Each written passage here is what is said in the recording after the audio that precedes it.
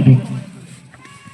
প্রথমেই জানাই সবাইকে অনেক অনেক ভালোবাসা, তোদের জন্য এক বুক ভালোবাসা। আর উপস্থিত আমার শ্রদ্ধেয় সহকর্মীদের প্রণাম, আমার ছোটদের ভালোবাসা। আমি অমরদার কথার সূত্রটাই অনেকটা ধরি যে একদম ছোট থেকেই, মানে যখন আমি ক্লাস 9-এ পড়তাম তখন প্যারাগ্রাফ পড়তাম আমাদের, তখন আমাদের খুব আসতো যে এম ইন লাইফ, আমার জীবনের উদ্দেশ্য। তো পিকে দে সরকারের বই থেকে মুখস্থ করেছিলাম। তো যখন আমার স্যারের কাছে গেলাম, তো উনি ভীষণ বিদগ্ধ মানুষ, তো উনি আমাকে একটা লাইন জুড়ে দিয়েছিলেন তারপরে, যে it is not only a profession but A mission. এই লাইনটা যে এটা একটা মিশন, এই প্রফেশন না, এটা টিচিং। মাসি একটু থামেন। এবং আমার জীবনের উদ্দেশ্য হলো টিচার হওয়া। সেই দিন থেকে আর কোনো কিছু ভাবিনি।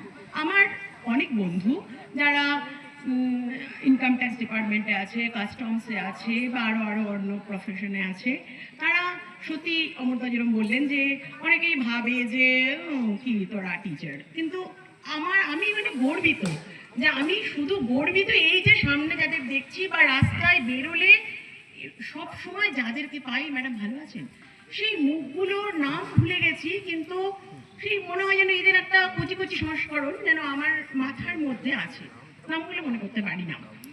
তো তার সুতরাং কিছু ভাবেই নেই।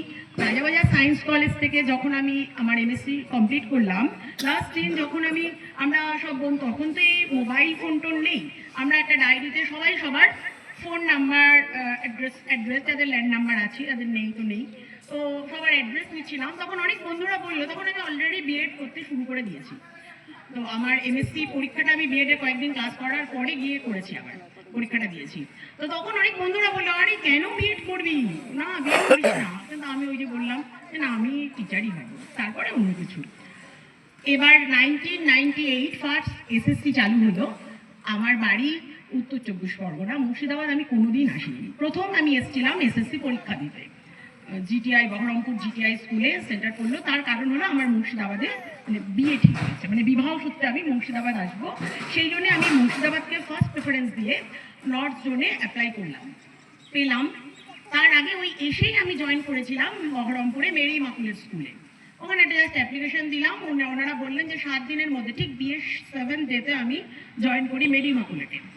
এসএসসি দিলাম, প্রথমে একদম ফার্স্ট লিস্টে আমার নাম বেরোলো আমতলা হাই স্কুল। কিচ্ছু চিনি না মুর্শিদাবাদে, এলাম আমতলা, ছেড়ে দিলাম ইমাকুলেট স্কুল। তারপরে 1 ফেব্রুয়ারি 1999 আমি এই স্কুলে জয়েন করি। তোদের এই ব্যাচটা আমার কাছে স্পেশাল, কেন ফার্স্ট দিনে আসার কিছুক্ষণ পরে শৈশববোধ হয়ে গেল। স্যার শ্রী শরৎ কুমার মণ্ডল মহাশয় আমাকে একটা খাতা ধরিয়ে বললেন, যাও ক্লাস 9-এ পড়ো। আমার তো ভীষণ পছন্দের, কেননা আমি আগে টিউশন করে কাটতাম 9, 10, 11, 12, আর 9 আমার খুব পছন্দের ক্লাস। তো আমি একদম লাফাতে লাফাতে চলে গেলাম ওই দিকের কোনার ঘরটা রাস্তার দিকে। তোরা হচ্ছিস সেই batch, first day first class তোরা। তারপরে চলে গেলাম মাঝখানে, আমার দীর্ঘ 16 বছর এখানে করলাম। মাঝে কিছুদিন আমি শরৎবাবুর বাড়িতেই থেকেছি। আমাকে অবরদারা মজা করে বলতেন যে সবার লোকাল গার্জিয়ান থাকে, আমার লোকাল বাবা নাকি আছে। সত্যি আমি মানে পিতার মতো মানে ওনার কাছে ছিলাম। উনি আমাকে কন্যা স্নেহই দেখতেন। উনি বলতেন যে তুমি আমার ছেলের বয়সী। অ্যাকচুয়ালি বাবু আর আমার সেম ইয়ার, সেটা উনি দেখে তখন বুঝেছিলেন। তো তারপরে তো দীর্ঘদিন কোথা থেকে কেটে গেল এই যে তোদেরকে নিয়ে, সেই কবির ভাষায় বর্ষে বর্ষে দলে দলে আসে তারা বিদ্যামর তলে, চলে যায় কলরবে। তোরা কলরবে চলে গেছিলি, এখন আমি তোদের অনেকের ছেলেকে পড়াচ্ছি। আর প্রতি বছর দেখি এক এক দল সত্যি আসছে। এই যে আবার জানুয়ারি মাস, আবার ভাবছে আবার কতগুলো কচি কচি মুখ ক্লাস 5-এ ভর্তি হবে। মাঝখানে আমি চলে গেছিলাম আমার হোম ডিস্ট্রিক্ট উত্তর 24 পরগনায়, শ্যামনগর গার্লস, থাকতাম বেলঘুরিয়াতে। তো চলে গিয়ে বুঝতে পারলাম যে আমতলা আমাকে কতটা দিয়েছে। মানে আমার সহকর্মীরা, আমার ছাত্ররা, এই আমতলার মাটি, এটা যে আমার কাছে কতটা মূল্যবান আমি গিয়ে বুঝলাম। আমার একদম ভালো লাগতো না, আমি প্রতিদিন মনে হতো ছুটে পালিয়ে যাই আমতলায়, এত মিস করতাম আমতলা স্কুলটাকে। একদিন বেলঘরিয়া বয়েজ স্কুলের সামনে দিয়ে যাচ্ছি, ওই স্কুলের ইউনিফর্মটা হচ্ছে ওই সাদা জামা নীল প্যান্ট। আমার চোখ দিয়ে জল পড়ে যাচ্ছে, যে এত কষ্ট হচ্ছে, মানে আমার বলতেও খারাপ লাগছে, ও মানে কান্না আসছে, সেই ফিলিংসটা। আমি উজ্জ্বলদাকে সবসময় বলতাম যে আমার একদম ভালো লাগছে না, আমি চলে যাব। কিন্তু আমার আর সুযোগ নেই, কেন ট্রান্সফার আমি একবার নিয়ে নিয়েছি, আর তখন একটা নিয়ম হয়েছিল যে একটা ট্রান্সফার একবারই পারে। তো আমি তো নিয়ে নিয়েছি, আমি আর পাবো মিউচুয়াল এদিক থেকে ওদিকে কেউ যাবে না, তাহলে আমার আর হবে না আমতলা স্কুলে ফিরে যাওয়া। এমতো অবস্থায় করোনার সময় চালু হলো উচ্চশ্রী পোর্টাল। তো উচ্চশ্রী পোর্টাল যখন হলো তখন আবার এই স্কোপটা পাওয়া গেল যে আবার ট্রান্সফার হওয়ার সুযোগ। তখন আমি দেখলাম যে আমতলা হাই স্কুল, এখানে সব স্কুলে ভ্যাকান্সি আছে আমার সাবজেক্টে, আর বহরমপুরেও আছে।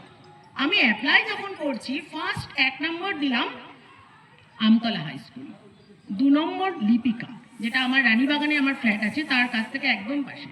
আমার ছেলে, সে অনেকটাই বড়, তো সে আমাকে আমার অ্যাপ্লিকেশনটা দেখে বললো, তুই পাগল আছো, তুমি লিপিকা 2 নম্বরে, আমতলা 1 নম্বরে?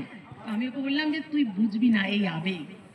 তো যখন চলে গেছিলাম তখন আমিও অতটা বুঝিনি, কিন্তু গিয়ে বুঝলাম যে আমি যদি মুর্শিদাবাদ যাই, আমি আমতলাতেই যাব।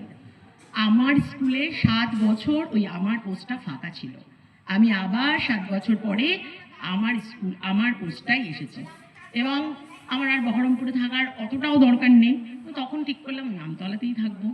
আমি ভীষণ ভীষণ ভালো আছি, মানে বেরিয়ে যখন আমি ছাত্রদের দেখি, তো তোরা সবাই এই যে এত সুন্দর একটা আয়োজন করেছিস, সেটার জন্য তোদেরকে ধন্যবাদ। এমন তোরা কর, আর তোরা খুব খুব ভালো থাক। আমার অনেক আদর ভালোবাসা তোদের সবার জন্য।